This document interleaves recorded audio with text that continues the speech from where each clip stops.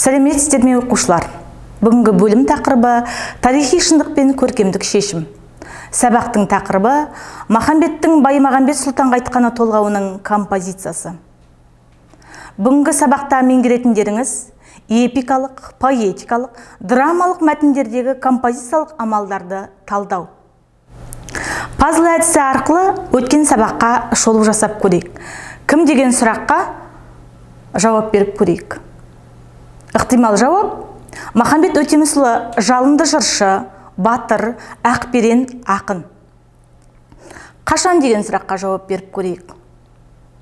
Яғни 1836-38 жылдары Исатай Махамбет ұлт-азаттық көтерілісі болды. Кіммен деген сұраққа жауап, ықтимал жауап: Баймағамбет Сұлтанмен, Жәңгір ханмен және Қарауыл қожамен. Неліктен деген сұраққа жауап беріп көрейік. Қазақ халқының басына түскен бодандық, патшалық Ресей империясының қазақ даласында жүргізген отарлау саясатының қанқұйлы көрінісі ел ішіндегі зұлымдық пен сатқындық үстемдік құрғаны жанына батты. Толғауда кездесетін сөздік қоржынымыз: хан ордасы, сырты дуалмен қоршалған тарихи аса құрметті киелі орын. Сұлтан, яғни саяси билікті атқарушы тұлға. Көкшемұз, жаңа қата бастаған көгілдір түсті мұз қабыршық. Аламан деген бұл толғауда кездесетін сөз күш біріктірілген бұқара халық дегенді білдіреді. Жіпсіз байлау, ұстап жібермей қою. Садақ, жебе атуға арналған қол қаруы. Қара қазан сары бала қамы, тіршіліктің, халықтың қамы. Қол, әскер. Боз орда, ақ орда деген сөздер бар. Сондықтан боз орда сөзі өз алдына иелік ететін орын дегенді білдіреді. Тәуекел таң, бел шешіп батыл кірісу. Шамдану, ашулану, тептер, жер атауы. Оқушылар, ендігі кезекте толғауды мұқият тыңдайық. Алайыма сұлтан, алайыма, астыма мінген арғымақ, аяңдап түсіп марайыма, арғымақ дейтін жығылар, найза бойы жар келсе, жабыдайын жалтаңдап, түсер жерін қарайыма, арғымақ атқа айдай таға қақтырса, кілегей қатқан еділдің көкшемізінен таярма. Өтемістен туған он едік, онымыз атқа мінгенде, жер қайысқан қол едік, еділді көріп емсеген, жайықты көріп жемсеген, таудағы тарланыш бар дедік. Исатайдың барында қара қазан сары бала, қамышын қылыш сермедік. Шабытымыз келгенде ерегіскен дұшпанды шетінен сүйреп жебедік. Баста дәурен тұрғанда біздердағы байеке оза көшіп кең жайлап, еркімен еркін жатқан ередік. Еділ үшін егестік, тептер үшін тебістік, жайық үшін жандастық, қиғаш үшін қырылдық. Теңдікті малды бермедік, теңдіксіз малға көмбедік. Өздеріңдей хандарды қабырғасын сөгілтіп, қабырғадан аққан қан ат бауырына төгілтіп, әділ жаннан түңілтіп, ат артына өңгердік. Айдаһардай арбадың да қалмадың, қайраттылар ері біз болсақ, заманымда болған сұлтаным, бізді жіпсіз байладың. Еділмен жайық жередау, мекенеткен шаруаға, жағасы қорған жайедау, жай қоныстан айырылып, біз қаңғып жүрген қарашы, қайта-қайта іздетіп, менде қандай ауыр ақың бар едау, мен ақсұңқар құстың сойедім, шамырқансам тағы кетермін. Ашуыма көп тисең, өзекті жанға бір өлім, ордаңда талқан қып шабармын. Мен кескектердің сойымын, кескілеспей бір басылман, алдыңа келіп тұрмын деп, ар-намысымды қашырман. Сүйегім тұтам қалғанша, тартылмай сөйлер асылман, кәр қылар деп тақсырау, аяғыңа басырман. Бәйеке сұлтан ақсүйек, қыларың болса қылып қал, күндердің күні болғанда бас кесермін жасырман. Толғаумен танысып шықтық. Енді сіздерге берілетін тапсырма, яғни шығармаға композициялық талдау жасайсыздар. Дескриптор өлеңнің композициялық құрылысына талдау жасайды, толғаудағы оқиға желісін өзіндік көзқарас тұрғысынан дамытып жазады.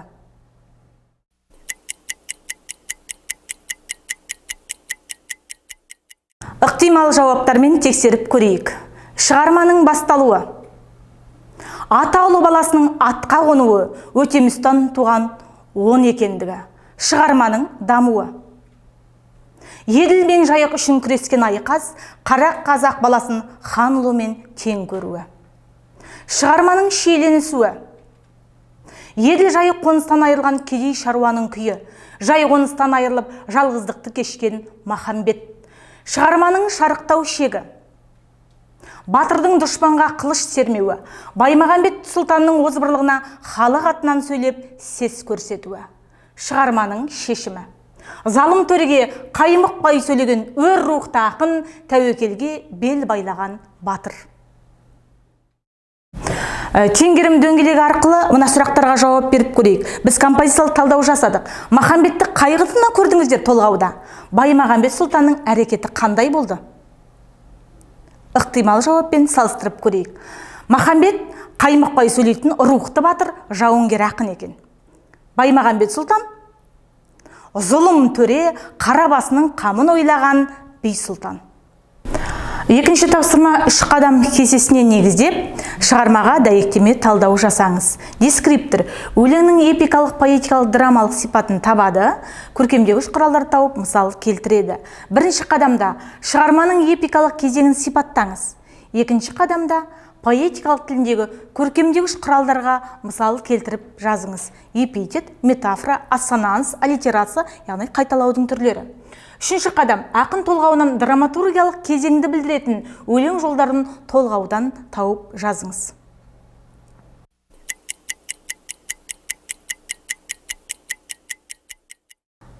Үш қадам бойынша жауаптарыңызды сәйкестендіріп көрейік. Бірінші қадам бойынша толғау түрінде жазылған көркем туынды.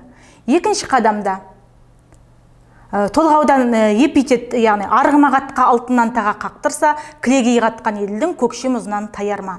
Ханнан кірген ақ орда бұзуын ойлап кеңестік, қара қазақ баласын хан ұлына теңгердік. Боз орданы тіктім деп, боз ағашты жықтым деп. Ассонанс, алайма сұлтан алайма, астыма мінген арғымақ. Аллитерацияда тептер үшін тебістік, теңдікті малды бермедік. Теңдіксіз малға көнбедік. Құйқылжыған құла жирен ат мінген, құйрық жалын шарт түйген. Метафора: таудағы тарланышы бар біз едік, мен шарға ұстанған қара балта едім. Мен ақсұңқар құстың сойымын, үріккен қойдай қылармын, жарыла көшкен еліңді жаралы қудай қылармын. Мен кескектердің сойымын, кескілеспей бір басылман, шамдансам жағар асаумын, шамырқансам сынар болатпын. Үшінші қадамда, яғни драматургиялық кезеңді білдіретін жолдар: еділді көріп емсеген, жайықты көріп жемсеген, таудағы тарланышы бар біз едік. Исатайдың барында қара қазан сарбала қамышын қылыш сермедік. Біздер дағы байеке оза көшіп кең жайлап, еркімен еркін жатқан ел едік. Еділ үшін егестік, жайық үшін жандастық, қиғаш үшін қырылдық, тептер үшін тебістік деген жолдар, яғни ақынның толғауындағы драматургиялық кезеңді білдіреді екен. Келесі тапсырма пирамидалық талқылау парағына толтырасыздар. Яғни осы толғаудан халық үшін қылыш сермеген тұсын толғаудан табасыздар. Не үшін қол жинап атқа мінген? Хан сұлтандарға деген ыза кегін, халқына қалқан болған айбатты сөздерінің жыр болып төгілу жолдарын табыңыздар. Сөзден тартылмай сөйлер ақындығын, еркіндік аңсаған асаулығы қай жолдарда бейнеленген? Дескриптор өлең жолдарын шығарма идеясымен байланыстырады. Олай болса, сіздердің жауаптарыңызбен сәйкестендіріп көрейік. Еділ үшін егестік, жайық үшін жандастық, қиғаш үшін қырылдық, тептер үшін тебістік деген жолдар сәйкес келеді екен. Ал екінші, еділ мен жайық жирадау мекен еткен шаруаға, жағасы қорған жайедау, жайық қоныстан айырылып, мен бір қаңғырып жүрген қарашы деп өзінің, яғни Исатайсыз осындай жетім күйінде екенін көрініс табады екен. Келесі жолдар: кәріғылар деп тақсырау, аяғыңа басырман, алдыңа келіп тұрмын деп, ар намысымды қашыман деп өзінің сес көрсетіп, яғни айбаттылығын көрсетеді екен. Төртінші жолда: бөліне көшкен еліңді үріккен қойдай қылармын, жарыла көшкен еліңді жаралы қудай қылармын деп, яғни өзінің батыр екендігін, ақын екендігін, халықтың атынан сөйлейтін үн қосқандығын көре аламыз. Түйін: халықтың мұңын жырлаған асқақ рухты, айбынды батыр. Енді бүгін біз Махамбеттің толғауымен таныстық, толғаудағы көркемдегіш құралдармен де таныстық. Ой толғаныс жасап, мынау кестеде берілген толғаулардан үзінді нені білдіреді екен? Мен шарға ұстанған қара балт едім. Ақынның осы сөзін талдап түсіндіріңдер. Ал шамдансам жығар асаумын, шамырқансам сынар болатпын деген жыр шумақтарынан осы жерде ақынның қандай қасиеттері көрінеді?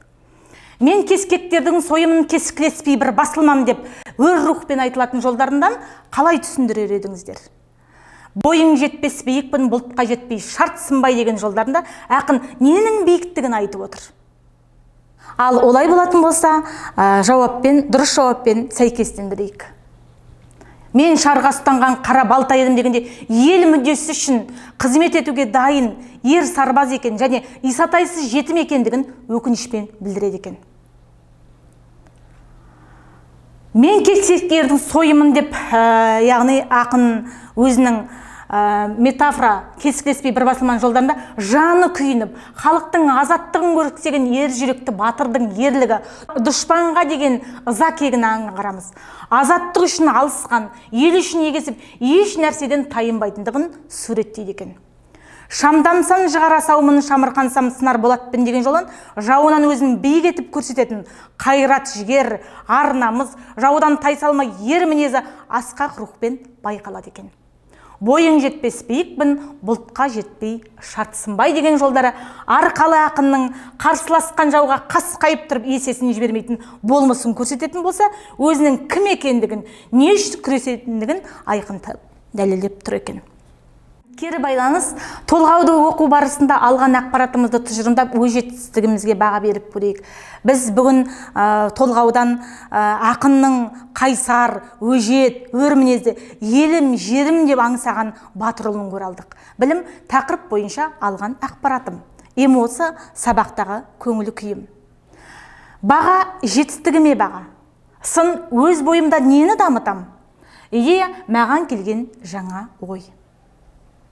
Оқушылар, сабақ аяқталды, сау болыңыздар.